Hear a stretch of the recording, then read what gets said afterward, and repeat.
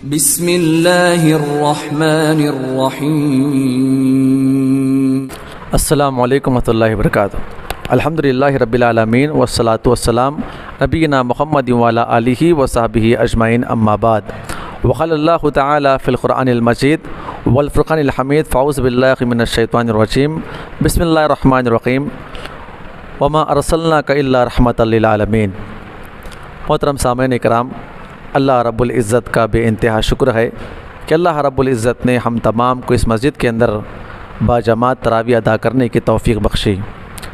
محترم سامعین اکرام، اس سے پہلے ہماری باتیں چل رہی تھی، اللہ کے نبی صلی اللہ علیہ وسلم توحید کی دعوت کا عام اعلان کر چکے تھے اور تمام کفار مکہ کو اس بات کا علم ہو چکا تھا، اور تمام گھروں کے اندر خواتین یہ باتیں کر رہی تھی کہ ہمارے ہی علاقے کے اندر ایک آدمی جو محمد نامی ہے اپنے آپ کو نبی کہتا ہے اور ہمارے معبودوں کے خلاف بولتا ہے، ہمارے معبودوں کو گالی گلوچ کرتا ہے، تو لہٰذا ہمیں اس کے خلاف اقدام کرنا چاہیے۔ اس کی بنا پہ تمام کے تمام سردار جو ہے حضرت ابو طالب کے پاس آئے تھے اور آ کر دھمکی دے کر نکل جاتے ہیں کہ آج کے بعد جو بھی اسلام قبول کرے گا ہم اس کا بندوبست کریں گے۔ اب آپ غور کریں، یہاں پر مکہ کے اندر چونکہ 3 سال ختم ہو چکے تھے، 34 سال میں داخل ہو رہے تھے صحابہ اکرام، تو جو صحابہ اکرام اسلام قبول کیے ہیں ان کی 3 قسمیں بیان کی گئی ہیں، اور پوری مکی تاریخ جو ہے انہی 3 قسم کے صحابہ اکرام کے اوپر گھومتی ہے۔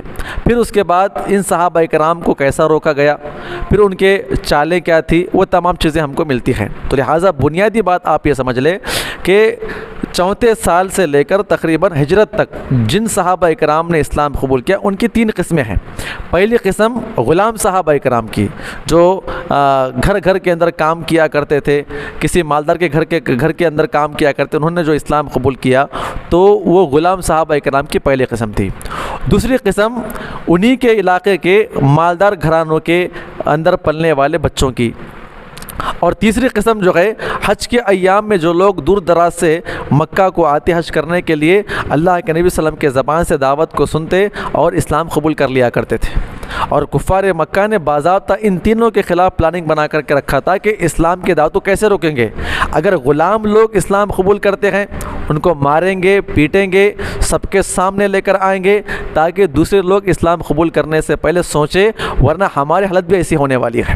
اور دوسرے قسم کے لوگ اگر اسلام قبول کرتے، بڑے گھرانے والے اسلام قبول کرتے، تو یہ پوری جماعت جو ہے ایک کفار مکہ کی جو صدروں کی جماعت تھی وہ ان کے باپ داداؤں کا کے دھمکی دیا کرتے تھے۔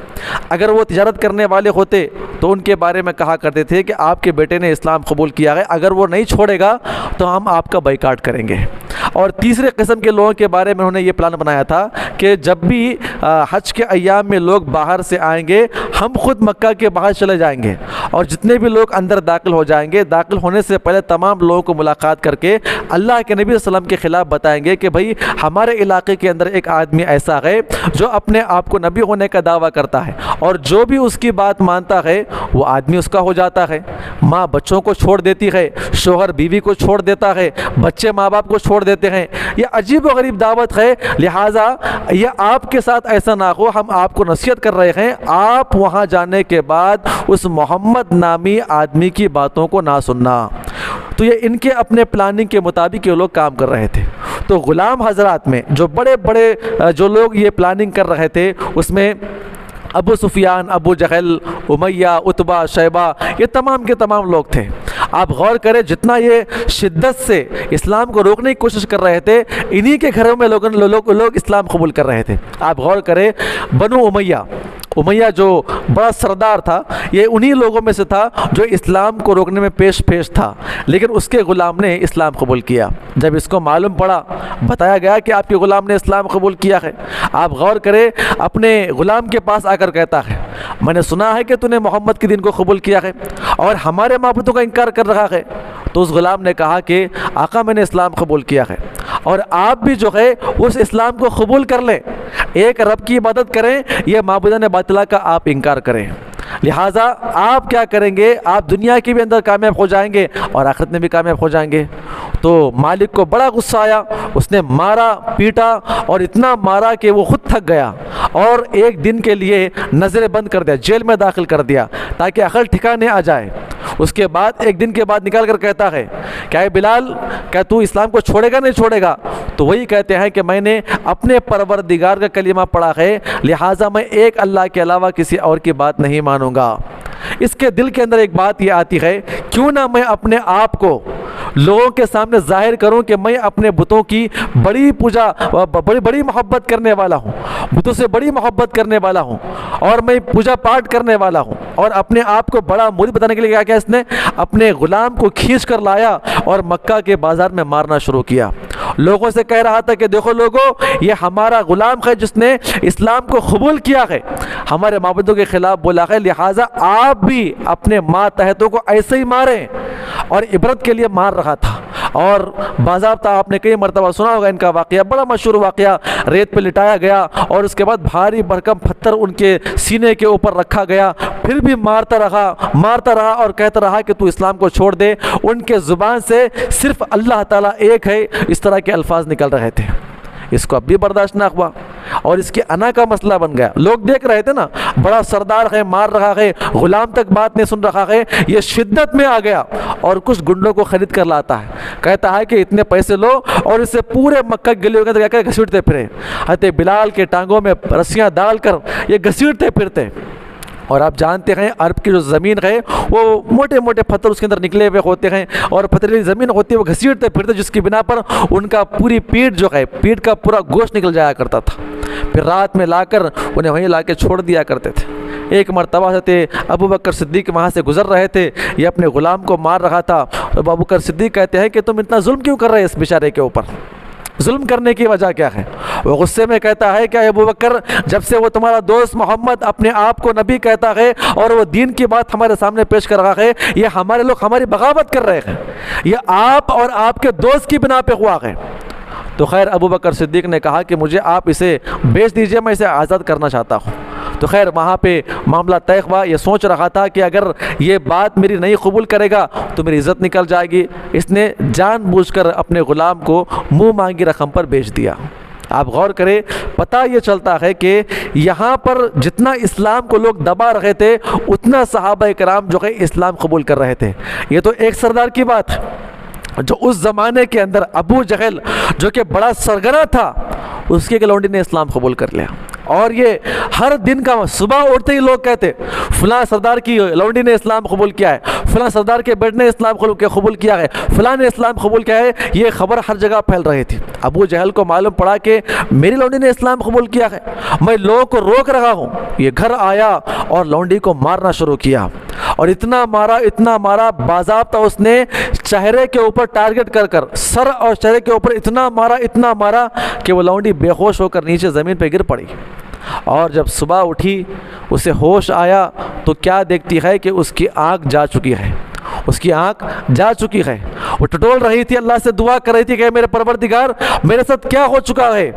اور ابو جہل گھر کے باہر نکلا اور دیکھ مسکرانے لگا، ہنسنے لگا، کہا کہ دیکھ تو نے ہمارے معبودوں کا انکار کیا، جس کی بنا پر ہمارے معبود نے تیرے آنکھوں کی روشنی کو چھین لیا ہے۔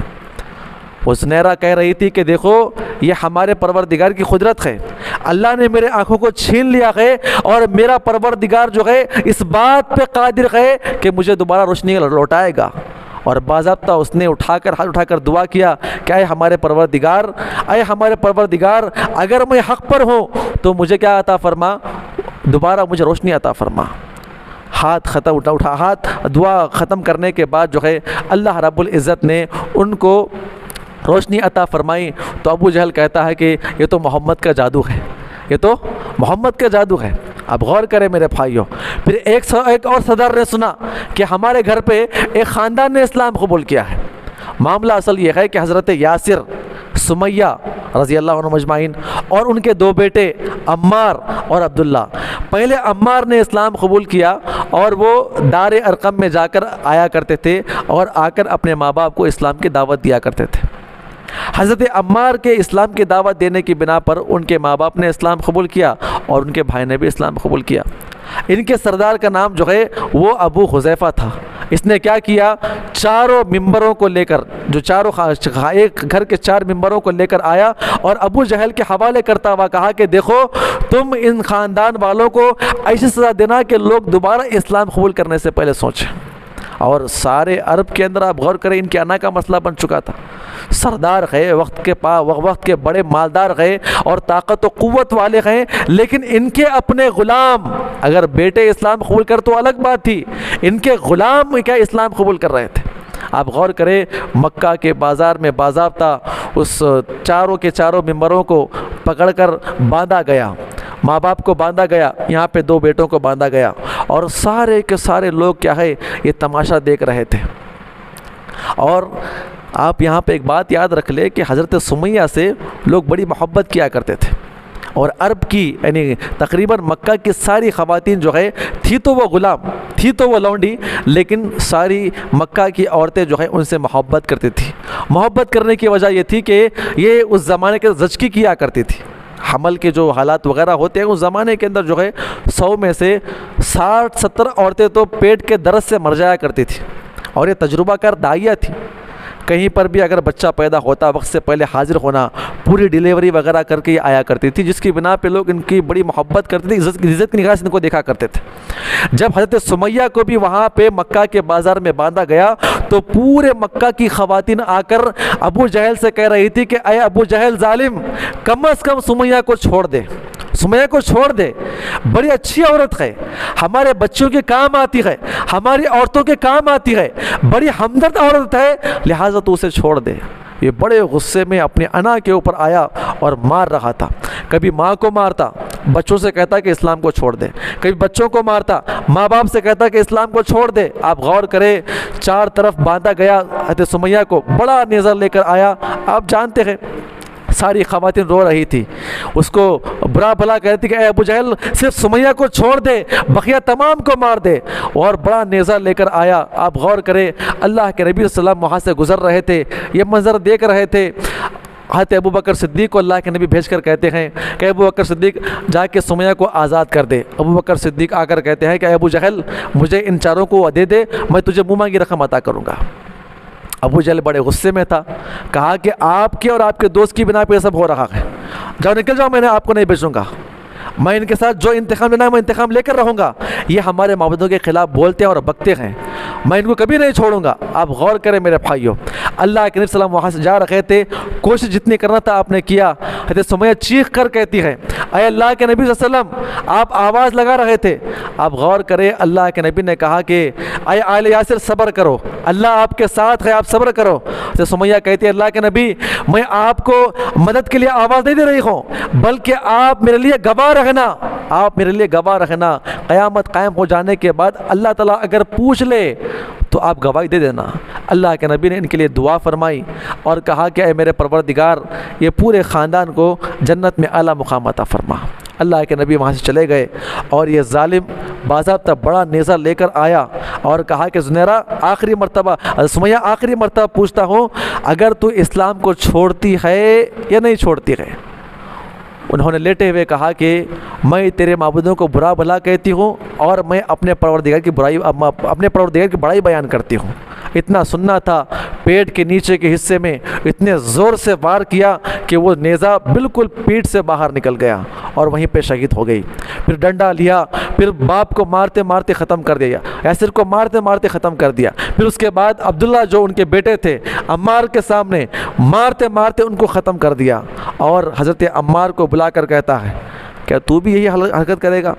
تو ہمارے معبودوں کے خلاف بولتا ہے، اگر اپنے دین سے نہیں پھرے گا اور ہمارے معبود کے اوپر ایمان نہیں لائے گا تیرا بھی شر یہی کیا جائے گا. لہٰذا انہوں نے اپنی جان بچانے کے لیے برداشت نہ کر پائے، 1-2 الفاظ جو ہے انہوں نے اسلام کے خلاف بول دیے، چھوڑ دیا گیا.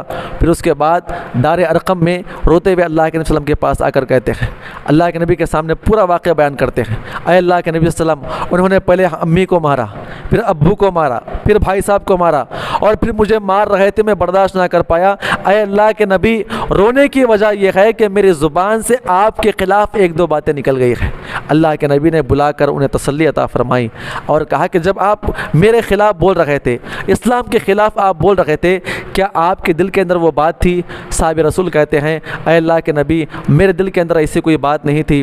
تو اللہ کے نبی نے کہا کہ آنے والے زمانے کے اندر بھی اگر کوئی آپ کے اوپر کوئی ایسا ساتھ ظلم کرے تو آپ اپنی جان بچانے کے لیے ایک دو الفاظ کہہ سکتے ہیں۔ آج بھی اگر کوئی انسان کو مجبور کیا گیا ہے، دل کے اندر وہ چیزیں نہ رکھتے ہوئے ایک دو الفاظ اپنی جان بچانے کے لیے اسلام کے خلاف کہہ سکتا ہے۔